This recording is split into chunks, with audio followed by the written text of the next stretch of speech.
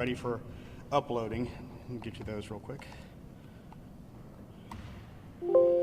They are Atkinson, Baldwin, Barrow, Ben Hill, Bleckley, Brooks, Bullock, Burke, Butts, Calhoun, Chattooga, Effingham, Emanuel, Green, Habersham, Harrelson, Hart, Irwin, Jackson, Jasper, Macon, Madison, Marion, Merriweather, Newton, Oconee, Oglethorpe, Pulaski, Quitman, Randolph, Seminole, Taylor, Telfeld, Terrell, Thomas, Tift, Toombs, Trutland, Twiggs, Ware, Warren, Wheeler, White. Those are the 43 that are done. Now, the big ones, obviously, are the ones that take the longest and the biggest concern potentially. So, as y'all heard earlier, there was an issue in Fulton where they made some errors in their processing and they ended up rescanning. Now, in the rescan, they had 11 scanners. The state supplied 2 additional ones, and then we supplied 4 more to get through. So they have 17 scanners running right now. They have finished all their election day ballots, and they are partway through their absentee ballots. Now, they've done some things that I don't think we would have said to do. Like yesterday, they quit at 4:45. Today, they're quitting at 5 o'clock, and their plan tomorrow is to scan from 7 a.m. to 11 p.m. to get through the balance of the absentees and then through their absentee in-person votes that they have. DeKalb County is done with the physical scanning. They're dealing with one thing on adjudication. Cobb County is done with the physical scanning. Gwinnett County had about 120,000 ballots left this morning, and they're 60% through them by the time they knock off today.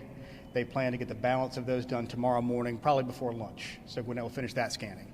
Those are the big 4. Everybody else is somewhere in the process of finishing up the scanning and getting ready to upload everything to the ENR, and that site will likely be live sometime tomorrow for the public to see. Now, that's for the recount. Moving on to the December 1st election, this is a reminder, there is an election in 7 counties tomorrow. The biggest ones we will have seen are the Congressional District 5 race to replace the final month of John Lewis's term, the State Senate 39 Democrat special primary to replace Nikema Williams, and the Western District District Attorney slot in Clark and Oconee County for the replacement of the DA there. So those are the biggest ones. There's a handful of other ones that have municipal and county level, but those are the big ones. So those are going to be operating tomorrow. Now, for January 5th, I want to put some more specifics on some of the absentee numbers I gave you all earlier. On the rollover list for the January 5th election, it was 604,255 in total. 488,238 of those were fulfilled through the state's vendor Runbeck, and those are all out in the mail. And an additional 116,017 were done through Fort Orange, and that was for DeKalb and Gwinnett County. They chose to use a different vendor for that. But all the rollover ballots are out. So in total right now, when you include the rollover ballots plus new requests, and this is including those that are pending on the online dashboard right now, it's 947,928 requests.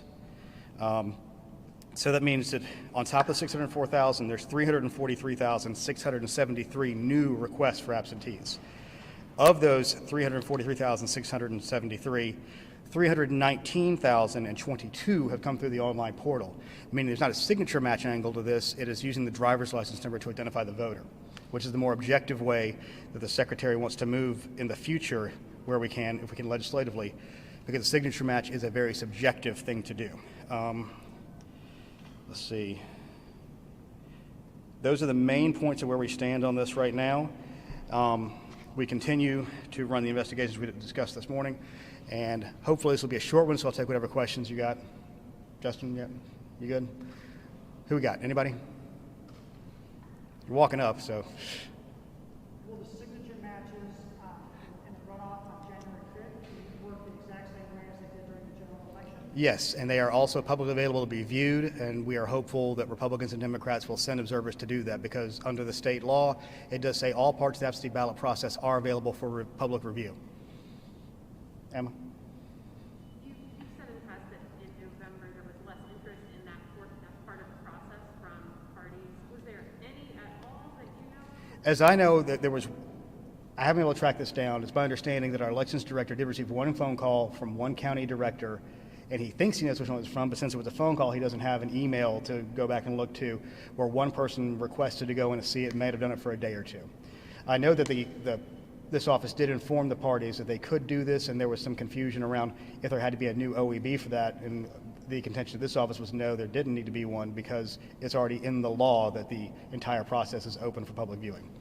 So to your knowledge, one person in the entire state? One person, as I way understand it, and I can't figure who it specifically is because it was a phone call from, a month and a half, 2 months ago. Yes, ma'am. Okay, so it sounds like you're a little bit concerned about Fulton County possibly finishing in time for the deadline. What do you have to say about the progress and the expectation to meet that deadline? The expectation is, given the last sets of ballots they have to do, they are the absentee in person, which are the 8.5 by 11 bar-coded ones. They should be able to move faster on that than they did today, because today they're doing the 18-inch hand-marked ones. So we anticipate they can usually get 300,000 or so done in a day like that. So if they're going to be there all day, they should be able to do it. Again, it's not the way that I personally would have managed through that prospect and kind of pushing it towards the end. I'd rather have more time to deal with anything that might come up because, it's 2020 and it's Fulton County. But in general, I think we're still on a good path to have every county, including Fulton County, meet our deadline of midnight on Wednesday. Yes. Is there any sort of potential roadmap to doing a signature and audit of signatures on January 5th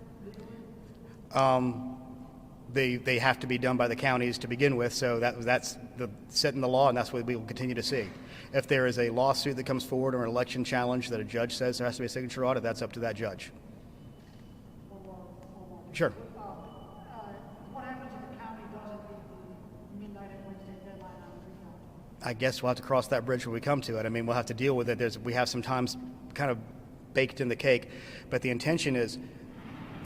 rule is this recount will now become the new certified election results. So if there's anything different, a county would have to come back in and recertify them. The state, if any county recertifies, then the state's going to have to recertify as well. So we need to have that time kind of baked in the cake by Friday to get done. So that's why we chose the Wednesday night deadline on the just in case something like that might happen. But our intention is to hold everybody's feet to the fire and make that deadline like we did on the hand audit. If we got it on the hand audit, we can get it on this one. Yes, sir.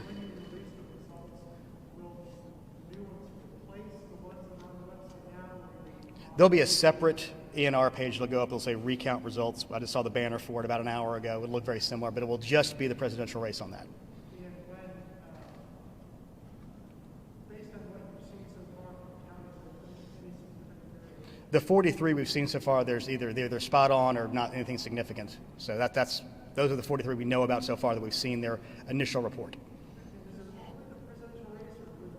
It's only the presidential race. The PSC race was requested at the wrong time using the statute they were trying to do, and they needed to outline the irregularities if they had done it before certification. Post-certification, the only recount request can be done in the 0.5% if being within the second place finisher or the third place finisher going to a runoff. Justin.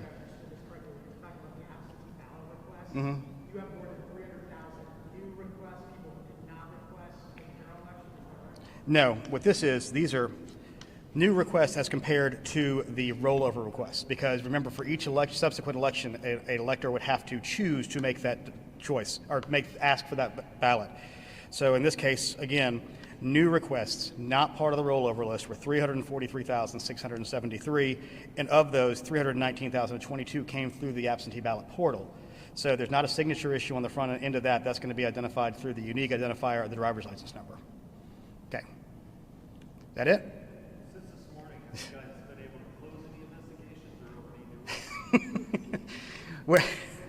I don't know the answer to that, honestly.